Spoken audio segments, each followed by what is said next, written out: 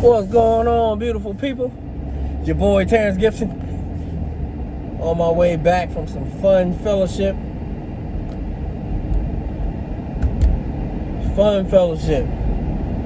Oh man. Did some range driving. Woo. And after that we did the batting cage. Probably not two events you should do back to back, but hey, we men, so we did it in. But you know, just fun fellowship with the men of God, and just thanking God also just for the time being to go out and do some things.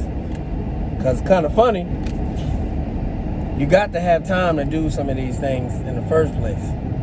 Cause here I am, 44. Shoot, probably 44, no, not 44 and a half, close to 44 and a half. And that's my first time on the driving range. Now, Papa got off is my joint, but on the driving range. And most of the time, you know, just to turn back to it, it wasn't the fact that I probably never would have really did it. It's the fact that I just was a workaholic. And I went from military to law enforcement. You know, two professions where there's no such thing as a clock in and clock out time. You come to work when work needs to be done, and you go home when the work is finished. And as you can tell, in the military and in law enforcement, the work is never finished. So that time freedom I just didn't have.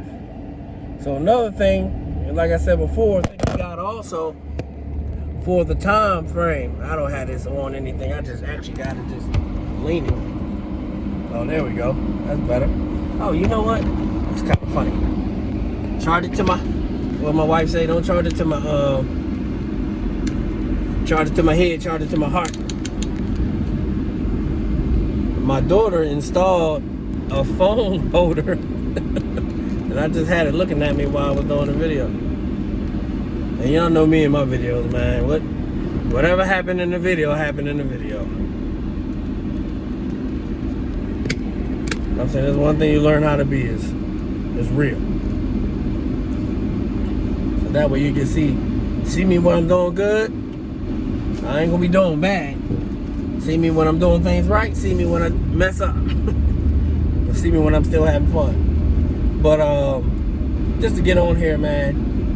You got to have that time freedom to enjoy some things that's been around you. Like, it only took 10 minutes to get to this place that I have never been. I'm not from Georgia. I'm from Philly. But we've been in Georgia since 2009. So here we are, 2021. You know, of course, you know, when you first get a place, you're looking for somewhere to punch in and punch out to get your, you know, your stuff established. And God did that real fast. And I always give God the glory. And I'm sorry if you are not a Christian or don't believe in God like I do. You might have just don't watch my videos, because He's always gonna get the glory, and no matter what I'm talking about, because that's what I belong to. And then as you see me progress and grow, you'll see why. You know what I'm saying? He's number one, because He gave me an awesome number two to Him, which is my beautiful wife. And I love that woman like, Lord knows. There's no word for it. And she's everything I needed and more. I mean, she makes me overflow. You know, like people say, you complete me. She didn't complete me. She made me overflow in ways that I didn't even know about myself. And my thing too also is, no matter, I'm not just going to come on here and throw a business down your throat. I'm always going to give you a life lesson to go with it on why you need what you need. You got to have time. There's a lot of people in my old professions, both, their marriages was jacked up. And I'm not just saying it was ain'ts. This is saints and ain'ts. Because them women need time. They love you. They love you that you can bring home the bread. But they need you more. They need you more. And you have to find some type of way to level out the playing field so that you can have the time to do what they need you to do. That's like why they give you a honey-do list. That's like almost like you kind of hanging with them, and even though they're not with you while you completing the honey-do list, it's kind of like, you know, the time they would have spent with you if they had that time and you completing the stuff. That's why they give you so much stuff to do. And if you don't do the honey-do list, you just like man, you can do all this. Who cares? And you can't have that mentality like, oh, well, I bring home the money. You do everything else. Oh, don't worry about it. That's why they call a dude named Chester. We call him Jody. They call him Chester. And we ain't talking about the nasty Chester that need to be locked up under the jail. We talking about the dude that's going to come around and be everything that you're not. And that's why so many marriages don't work. And you look at people and you try to hold them accountable for what they did. It wasn't the fact that they were in the marriage to mess up in the first place. It's just the fact that you didn't put the time in that you needed to put the time in. And you have to put time in these things. It's a hierarchy to life. You have to put the time in. God got his hierarchy. Put it this way.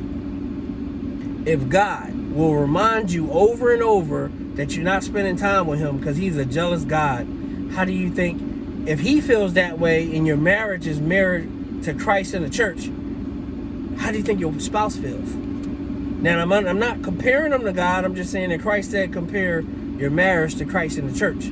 So we're comparing it the whole thing. The whole thing. And this is what this time freedom gives you.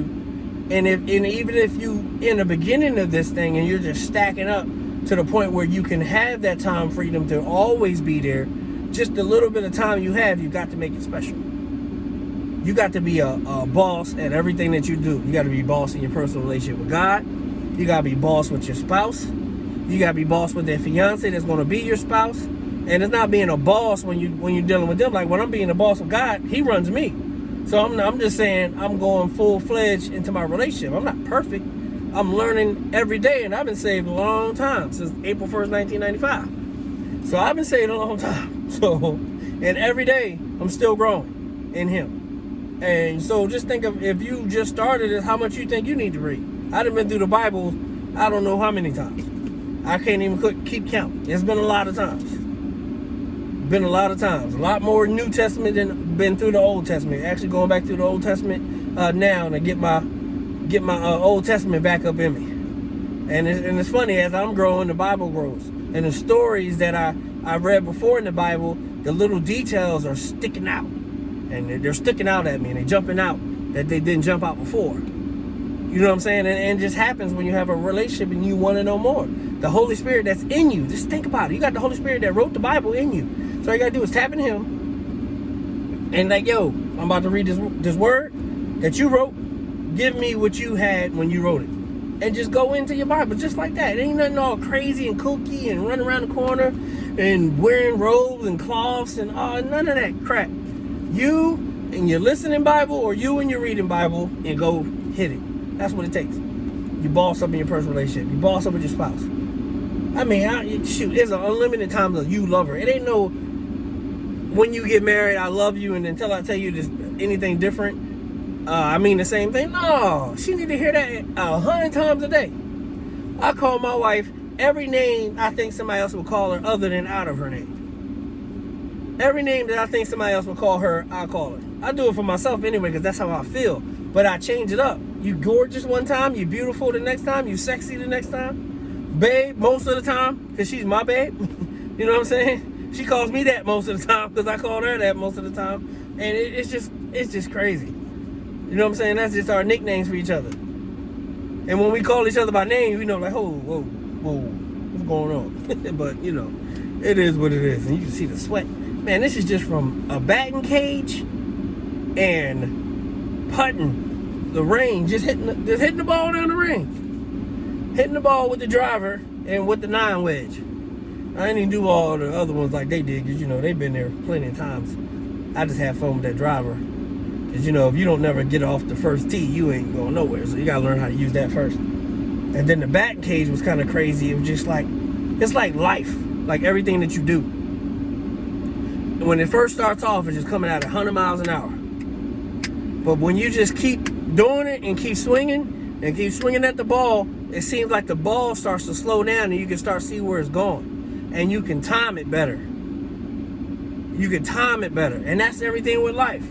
Once you go at it hardcore, like you really want to learn, it starts to slow down where you can learn it better. Not saying the time slows down, is that you start getting a feel for what's going to happen. And that's why you always need to be in tune with your personal relationship, because God's going to let you know when stuff is coming. That's the thing you need to know. Trials and tribulations will come. They always going to come. You know what I'm saying? It's not every day is not a great day, but it got to be great to you, because you need to know who's in control of your day. And you need that time that you need to put in to get all this stuff. I'm telling you from a believer standpoint, I'm enjoying it. We got time to fellowship with ministry guys. We got time to build the ministry. We got time to do everything we need to do. And it's just the beginning. This is just the beginning. So don't wait 5, 6, 7 years to be like, oh, you know what you was talking about back in 2021? You know, I'm going to help you out then. But it's going to be way different now.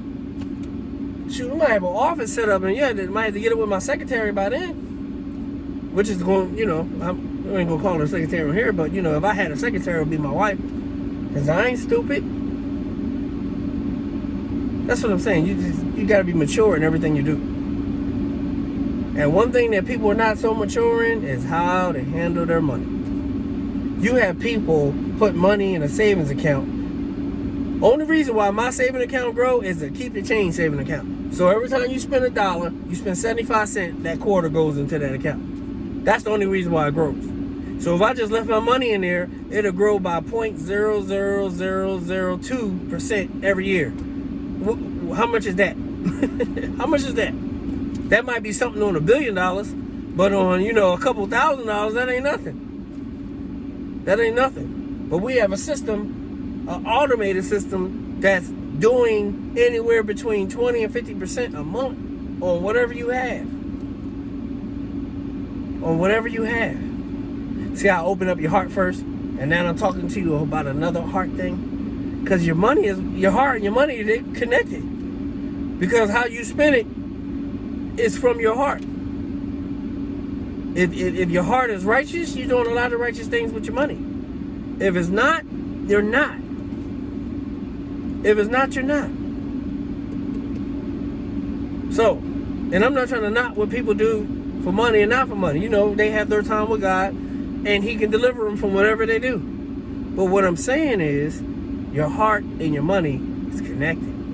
So where's your heart? Where's your understanding in this whole process? And it's a mentality shift thing for everybody. You have to shift your mentality. You have to have the right heart. And you definitely have to have the time to do all this stuff. But the great thing about the passiveness of what I'm saying is you can keep doing what you're doing. Fill up your account with what you're doing to the point where you start getting what you need that you was getting from there, and then you just leave.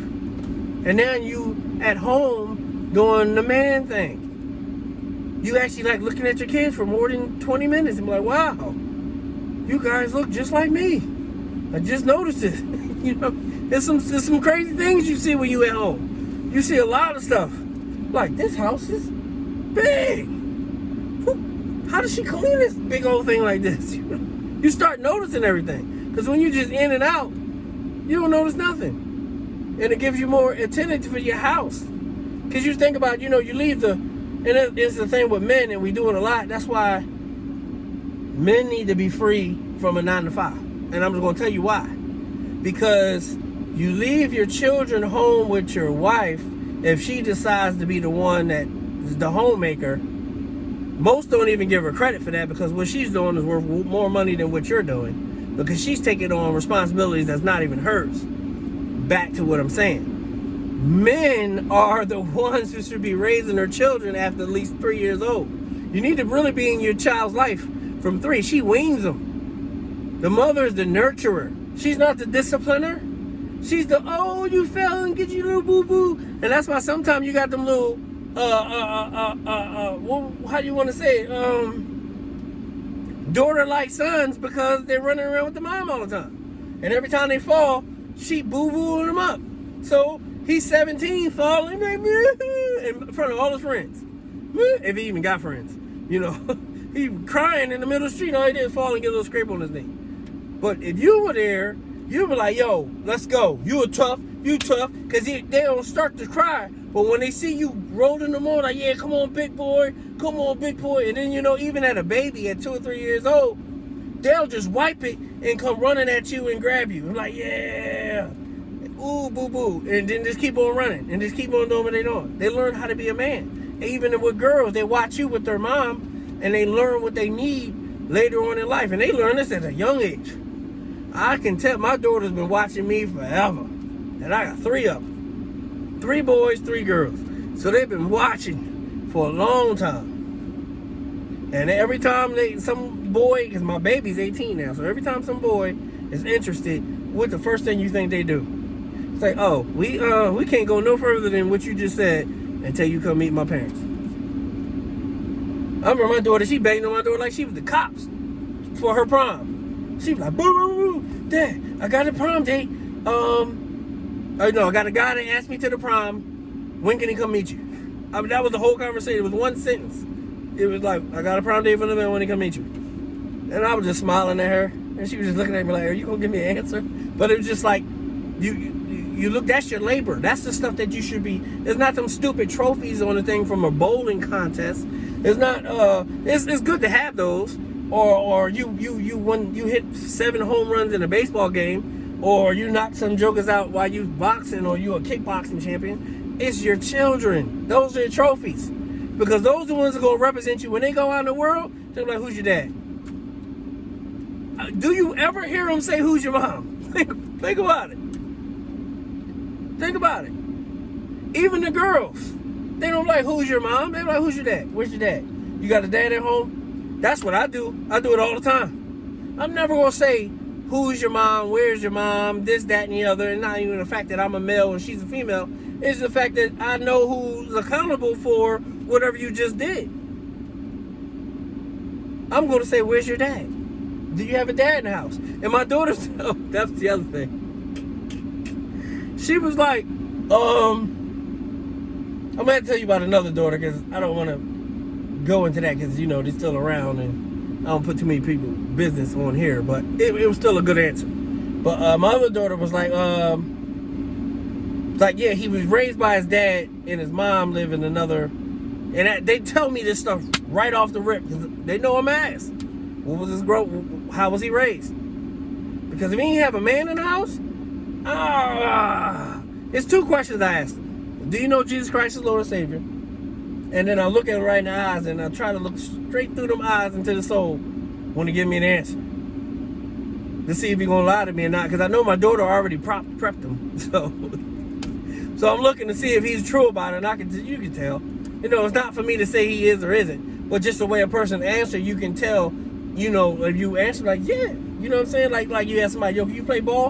And you talking to Jordan, he'd be like, yeah. You know what I'm saying? That's just how they be. I'm like, okay. And then the next thing it'd be like, do you have, but like the last 2, I didn't even have to go for that because they gave me the answers before I even met the guy. So I was like, man, it's crazy. But you got to have that time to put in. That's what I'm saying. It's not just about the money. Money will bless you. Money is a root of some serious happiness. But it's what it can really do for you that blesses you. Because your trophies are your personal relationship with God, which is your biggest trophy. Your relationship with your spouse, which is the next trophy. And then your relationship with your children. And you don't intertwine them and you don't intermix them. Now, if you're a single parent, it's God and your children. And then once you get married, you got to talk to your children and let them know that somebody else is about to come in the middle between them and you. And that's the way it's supposed to go. And that's the hierarchy God made. Anything other than that, you confuse the angels and they all over the place. Like if the woman is the head of the household, spiritually. Angels looking like, what in the heck is going on here? God, you see this? What's up with that dude? What's wrong? We don't know what's going on. They just messed up. Because all they know is order. They know God set it up this way it's supposed to be. That dude looks like us. He need to be running things. And he's not talking about you Adolf Hitler in the house. You are not. This is her house, but you're the spiritual head. The temple of the house and the aura, if you want to use that as a word, of the house is the wife. Her spirit runs the house. But the spiritual head of the house is the man. If that makes any sense to you. You got to understand it. The one that's keeping everybody on their Jesus toes is the man. The one that's keeping everything clean and making sure the house is running the way the house is supposed to be running is the wife. The one nobody want to get in her way. I don't get in my wife's way. It was so funny. God bless her pop that just passed in 2020. Actually, May of 2020. Last year this month. He called her the warden.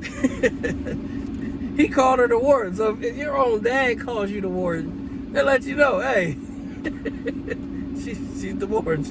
She's the boss. I got my big boss, and she's my boss under the big boss. And I love her like that. And you let your wife be her. You don't need no slave wife. I mean, you don't want no woman that run at every, you do this. Not saying that my wife will ever disrespect me or don't reverence me. I just don't put her in a position that I'm running her. I don't run her. I got a honey-do list. She don't have a hubby-do list. No, she already got enough stuff on her plate as it is. I mean, this woman just spit out all these kids. All these kids, she done gave up her whole life. And I'm gonna go give her a hubby-do list? I don't think so. It don't work like that. I got a honey-do list. She's my wife. And she do more than me even when I'm doing a honey-do list. So it's just, I don't know. And I'm sorry, I don't like my videos go too long, but I don't like to just come on there and talk about one thing, because if I just talk to you about money, people go and get it and do the wrong things with it. It's a source, it's a tool. Just like ManifestFX is the tool that I use to build my portfolio so that I can take care of my family the way God has blessed me to take care of my family. And God always gets the glory. ManifestFX is the tool. And what I use the most is the auto trader. I take my money, I put it in, and the auto trader just trades my money and increases my account. So when it gets to a point where I want it to be where I can take out living income monthly, no matter what percentage I'm taking, then I'll start taking that out more and more. And I'm building a big team. And that's very lucrative also. But my mind's in the right spot. I'm not getting that money to go to Atlanta and just start throwing money, or going to clubs with poles in them and throw money around, or buy Bentleys. Not saying I won't ever buy a Bentley. I'm just saying by the time I get a Bentley, a lot of things are taken care of before I go get a Bentley. Because I'm a man, and I do it to understand. And I'm not going to buy me a Bentley until my wife has a Bentley first. Because she's my Bentley. You know what I'm saying? She's going to have one first. I will never, ever have a better car than my wife. If I ever want to get a Lamborghini, she going to have to come up on something. We got to go get her a spaceship or something. Because when it comes to cars, I don't think it's nothing better than Lamborghini. There's cars that cost more, but better? Nah. Well, she had to have the baddest Ferrari. No, I get her a Lamborghini, I get a Ferrari. We'll do it that way. You know what I'm saying? And this is just me. I mean, everybody, you ain't got to be as deep as I am, but I keep God where he's supposed to be, number one, over everything. And then I keep my wife, number two, over everything else. And it keeps my life structured. And my children know she's number one. They know not to come at her with no foolishness, because they know I'm coming at them. So it's just a hierarchy of life, and just letting you know that money is a great thing to have, but you got to be doing the right things with it. If you get a bunch of money at one time, you come in, you join, you start getting money, pay everything off first before you start buying new stuff. Pay all your old stuff off. Pay that stuff off, then start acquiring new stuff. You're going to start seeing that you got more money to do things with when you don't have debt. Get rid of the debt, then get the new things. Like I say, you join my team, we be having fun. I post in my group, I keep posting the Bruce Lee picture. It's Bruce Lee telling you should be practicing. And from no matter what stage you are in your life, at the bottom it says, go practice. You're an expert now. You done won the title. Go back and practice. We don't do no Rocky 3 where he fought Mr. T the first time and he was just in a little club. dancing and playing games and we do the Mr. T training, the one where you in the basement doing the curls and we getting ready for this life. That's how you do it. You do that with everything. You do that with your Bible reading. You do that with your loving on your wife, loving on your spouse. If you're a woman watching this video, loving on your husband, or let your husband watch this video and teach him how to love on you. Ephesians chapter 5. And children, love on your children and teach your children how to admonish the Lord. And the more and more you teach them how to admonish the Lord, the more and more they're going to admonish you, and they're going to honor you. But everything is always God first, and then they know their mom is second, and that's all the boys know. It was mommy, but when you get your wife, it's your wife. So my 2 oldest sons are married, and they know their wife is number 1. They know their wife is number 1. So hey, I'm not gonna make this video no longer, but it's your boy Terrence Gibson. Anytime you get on my video, it's gonna be a life lesson. I care all about you, not just your finances, and I just don't care too much about because ManifestFX is first company I've been in ever where you'll make more money off of you than I will. So a lot of companies that you'll come in and put a whole bunch of money in and don't make no money. I done made what I put in this company 1,000,000 times over. I ain't gonna say 1,000,000 times, but it's been so many times over. The fact that I don't even remember what I put in it because I don't miss it. And this company has only been, what is this, May? We started in the end of December. Really, the first month was January. So what, 5 months in? 5 months in. Changing lives already. So, hey, I don't know what you're doing or what you're not doing, but you need to come on over and get with us. I'm not going to down no company. I'm not into that. I want them to win too. But if your slice of the pie in life is you want to find out about ManifestFX, get with your boy. I'll be there with open arms. You can go in my group. We got a big team group with me, my CEOs, my royalties, my platinums. We got a nice big group, and then my guys is in the group building big groups. We just got a big, beautiful family going on, and we killing it. We're killing it. We're killing it. We're killing it. We're changing lives and changing hearts, one day at a time, one soul at a time. It's like an AA meeting up in that joint, one day at a time. Yo, hey, this your boy Terrence Gibson saying I love you, and I'm out.